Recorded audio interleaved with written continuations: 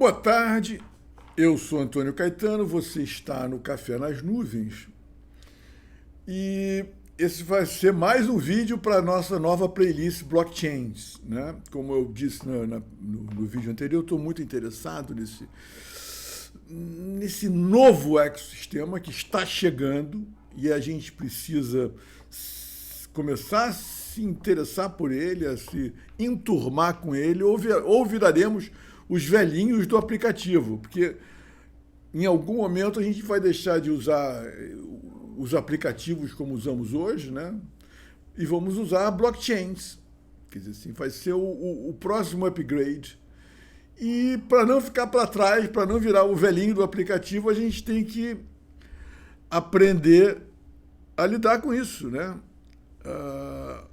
Acho que ainda demora um pouco, mas vai ser mais rápido do que a gente imagina, sabe? Pelo que eu tenho acompanhado. Nesse primeiro vídeo, eu, de repente, me vi uma dificuldade enorme de explicar a diferença entre digitalização e tokenização, né?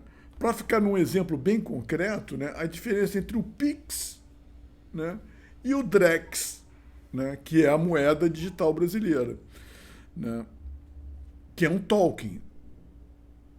O que a gente chama de moeda digital é um token, né?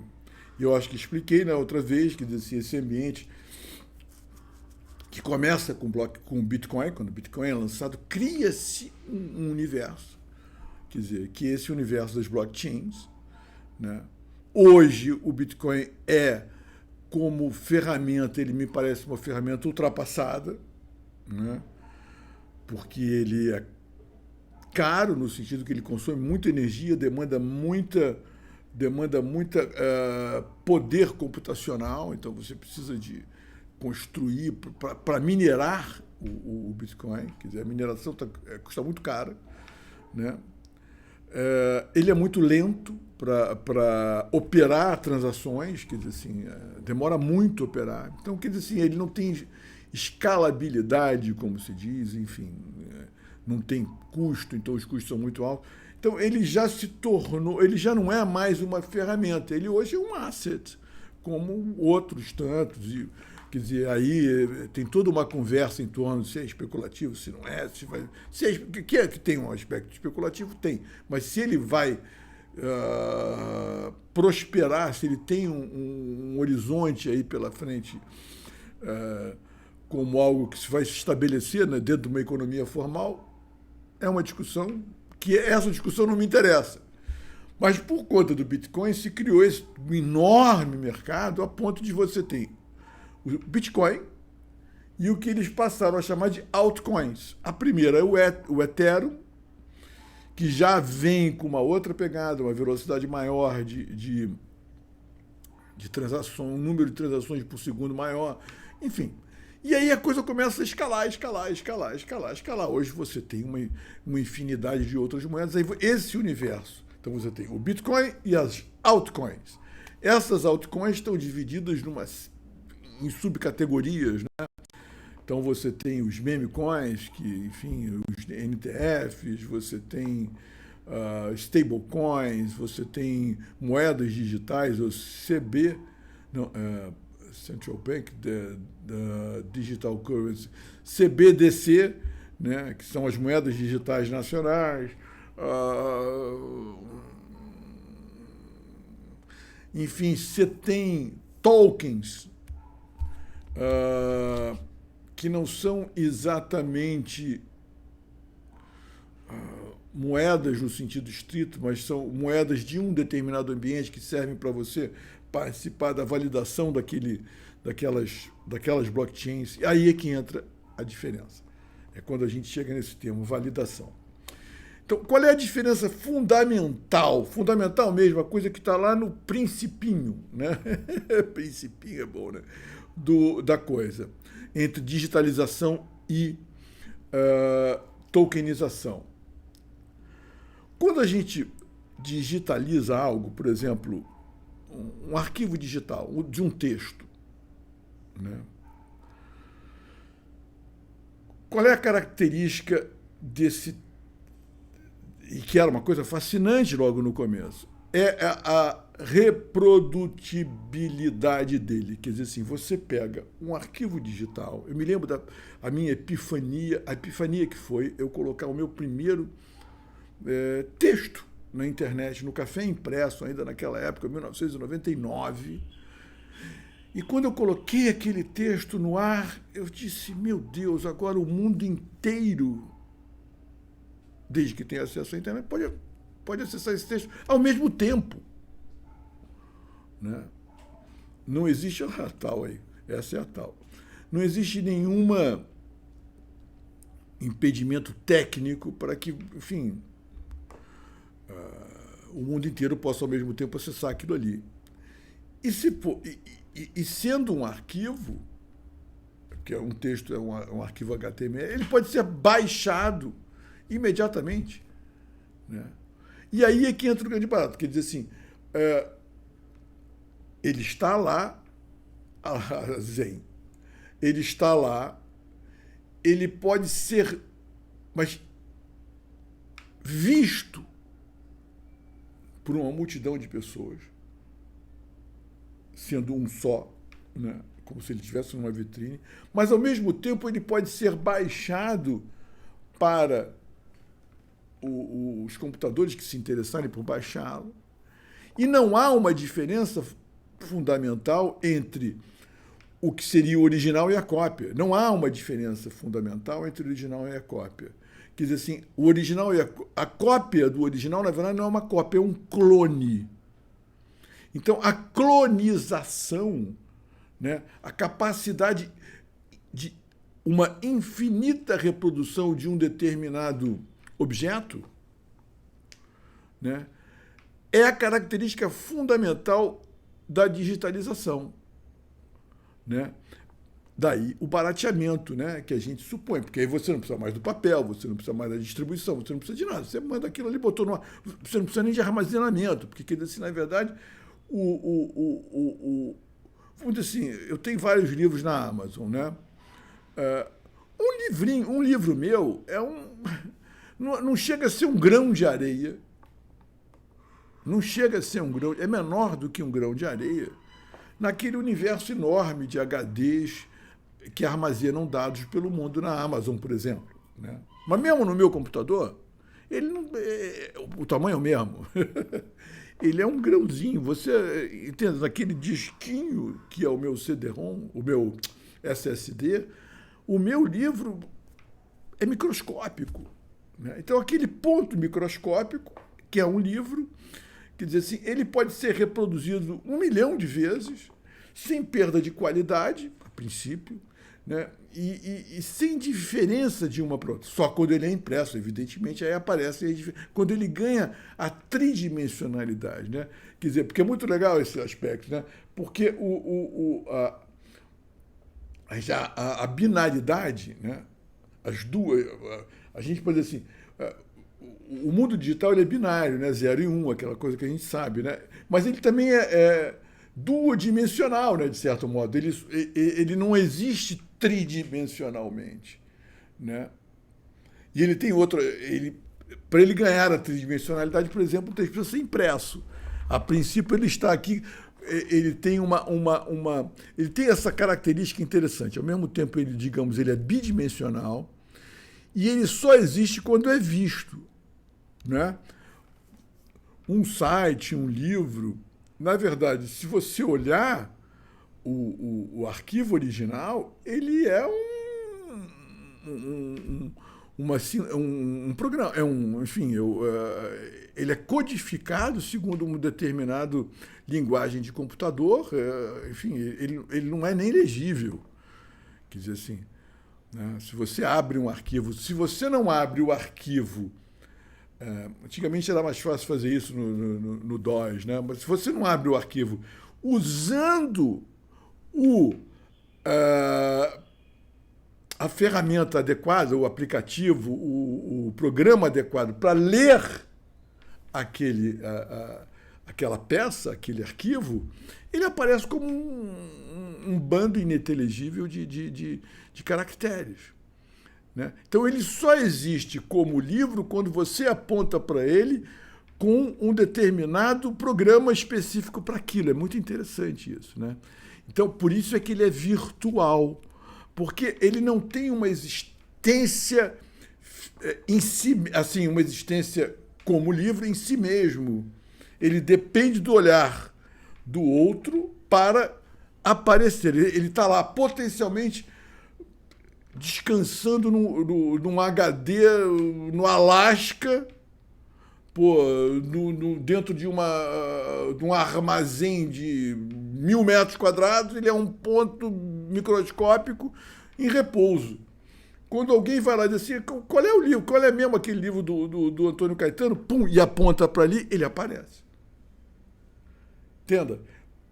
Cara, é impressionante. Isso é o ápice de Platão, de Aristóteles. É o ápice daquele momento grandioso da Grécia, né? Onde Platão e Aristóteles vão produzir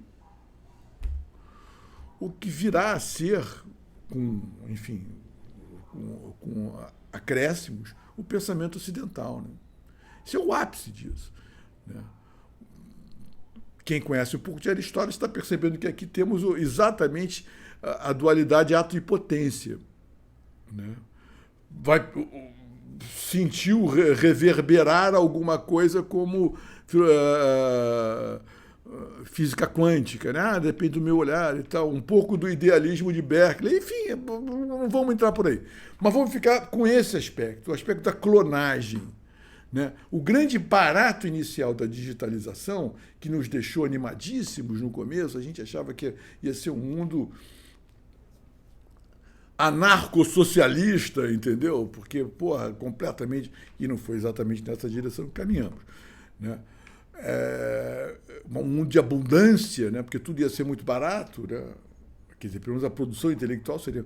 Enfim, então, esse é o aspecto da clonagem. O que é a tolkienização?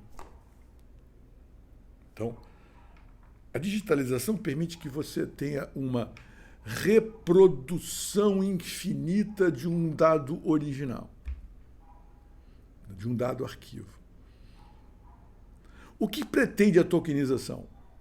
Exatamente o contrário, né? A tokenização, porque como você já está lidando com moeda, com valor de troca, qual é a primeira coisa que a gente se preocupa quando se trata de moeda? Se ela é verdadeira ou falsa. E ela só pode ser verdadeira ou falsa, né?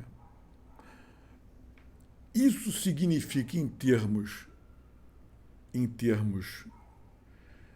de comércio, o seguinte: eu não posso usar o mesmo dinheiro para comprar duas vezes alguma coisa, comprar duas coisas.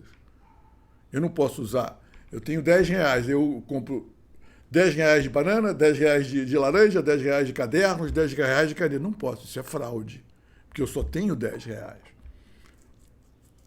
Só em certos ambientes, quem conhece um pouco de bolsa de valores sabe que a gente pode trabalhar alavancado, mas aí é outro papo. Aí é crédito, não é fraude. Eu estou pagando cash com R$10, cash com R$10, cash com R$10, e eu só tenho R$10. Eu não posso pagar 4 vezes com os mesmos R$10. Por isso, até também por isso, as notas têm lá um númerozinho de série, né? Um número enorme, que diz: esta nota é a nota número tal. E só existe uma nota dessas. É exatamente isso que a tokenização faz, né? Por isso é que você tem, precisa, dentro de uma blockchain, do papel da validação. Porque a blockchain é um livro, eu não sei como é que eles chamam, mas não é livro caixa, mas vamos chamar de livro caixa, porque no meu qual é o outro não. Livro razão, uma coisa assim, onde ele marca uma entrada e uma saída. Antônio entrou com R$10 para comprar alguma coisa de Pedro, vamos dizer, 10 canetas, aqui. Aí, pum, Pedro recebeu, pum, aí aqueles R$10, tum, estão encerrados. Aquele R$ 10 está encerrado aqui. Ele agora pertence ao Pedro. Tum. Fechou.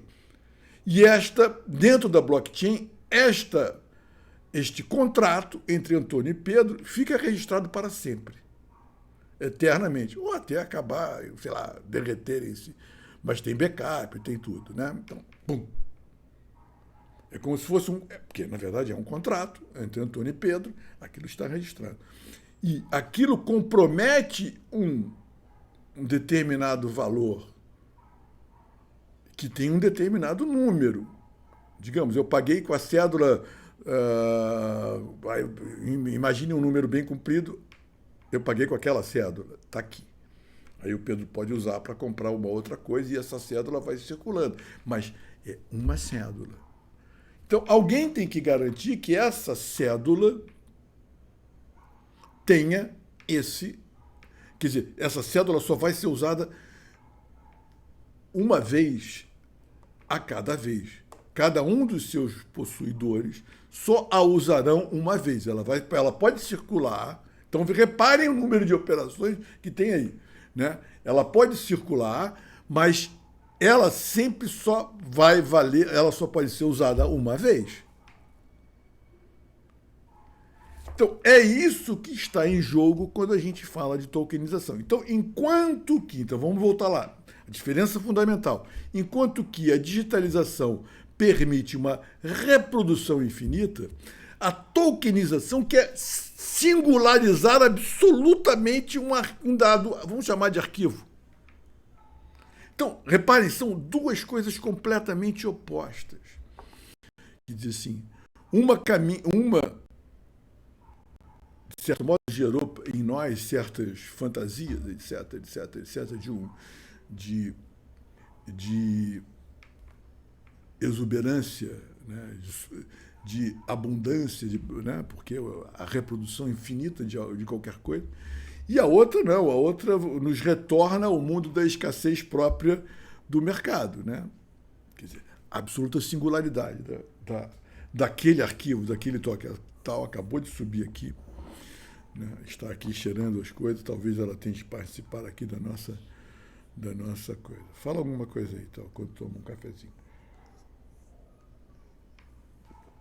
Mas eu espero, acho que está bem claro, né? Eu tive esse insight ontem, eu falei, cara, é impressionante. Essa é a diferença fundamental. Porque há uma exigência de singularizar aquela moeda que corre ali. E qualquer moeda, não importa qual seja. Pode ser o real digital, o dólar digital, que o Drex já está aí, né? Quer dizer, ou pode ser uma moeda de um jogo, que eu criei um jogo e dentro daquele jogo, vamos dizer assim, eu criei uma cidade fictícia e dentro daquela cidade fictícia você tem o Caetano Coin. O Caetano Coin circula ali, mas ninguém pode fraudar aquilo, senão você estraga o jogo, né? Sabe? Senão você estraga o jogo. Então, quer dizer assim, é um outro, quer dizer, é um outro approach, é uma outra abordagem da ideia de digitalização. Quer dizer, tudo ainda permanece dentro do ambiente da digitalização no sentido genérico do termo, né? Da coisa de reduzir tudo para um mundo virtual, né? Mas, quer dizer, se a gente toma a digitalização como uma coisa específica, né? Quando se trata de produzir objetos, né? Quando você produz um arquivo. O arquivo que se produz no ambiente de uma tokenização é completamente diferente. E tem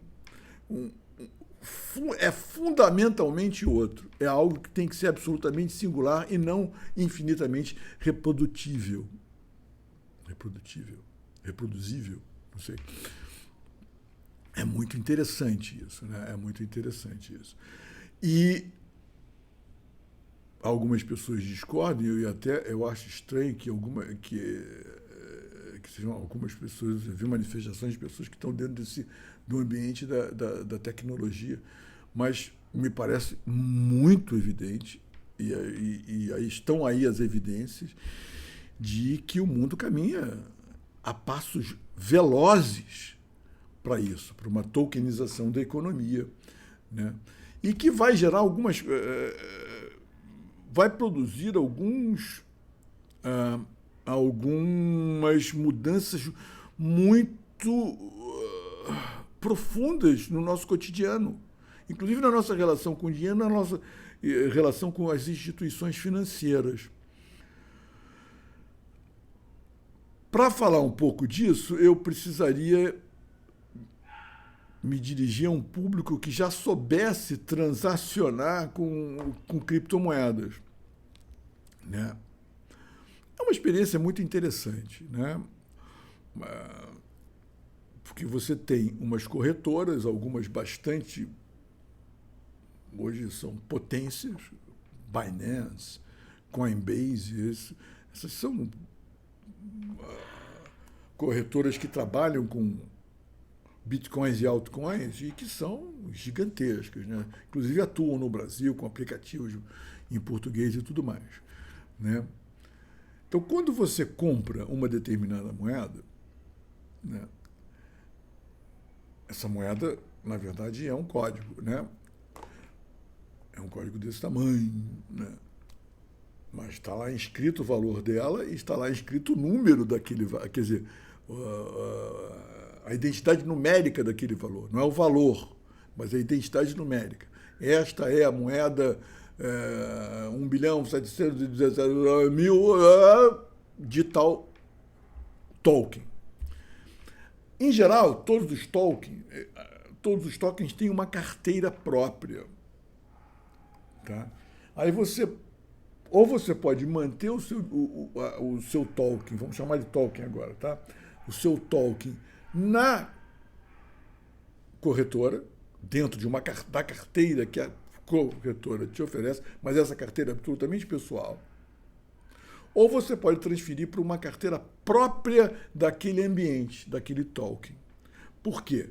Porque tanto na corretora quanto no ambiente, no ecossistema da moeda, do token que você comprou, quer dizer, existe toda uma vida financeira, onde você pode aplicar, igualzinho no mundo real, você aplica o seu dinheiro ali de uma maneira, só que você não tem as garantias que você tem, por isso é que é um mundo mais wild, mais selvagem, porque você não tem as garantias que você tem no universo bancário.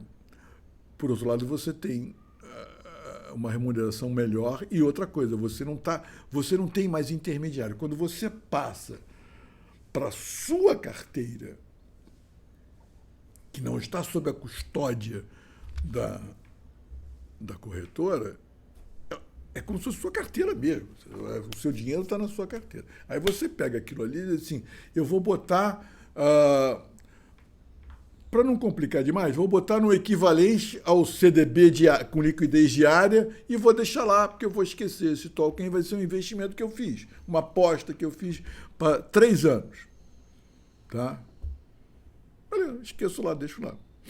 Vamos dizer que você confie naquele ambiente, você não precisa ficar com medo de que aquela corretora onde você aplicou vai sumir, vai roubar o seu dinheiro.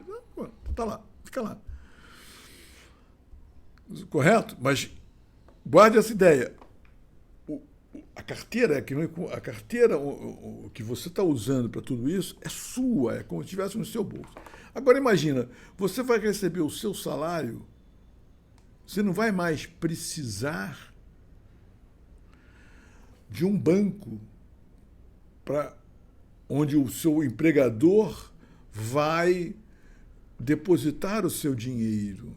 E depois você vai sacar, vai pagar uma tarifa, vai isso, vai aquilo, os caras vão te embromar, vão querer segurança. Não. Você vai ter uma carteira digital,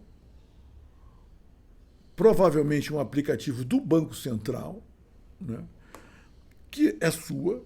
É claro que você vai ser responsável por aquela carteira, como você é responsável pela sua carteira, né?